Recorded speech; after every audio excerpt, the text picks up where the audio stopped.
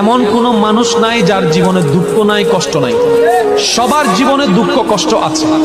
গড়ির কাঁটায় ঠিক এই মিনিটে পৃথিবীর কোনো না কোনো জায়গায় কেউ এখন হয়তো আগুনের মধ্যে পুড়ছে, কেউ হয়তো ক্যান্সারের সাথে যুদ্ধ করছে, কারো কাছে হয়তো এই মুহূর্তে ডাক্তার এসে বলছে তুমি আর মাত্র বাঁচবে 3 দিন। হয়তো কেউ এখন মৃত্যুর সাথে পাঞ্জা লড়ছে, কেউ বা হয়তো দুনিয়াতে মাত্র সন্তান জন্ম হয়েছে, মাটা মাত্র মারা গিয়েছে। আপনি একটু ঠান্ডা মাথায় দেখেন, আপনার চতুর্পাশে জানা অজানা প্রত্যেকটা মানুষ যার মুখে হাসি আসে, সেও কোনো না কোনো দুঃখে, কোনো না কোনো কষ্টে আছে।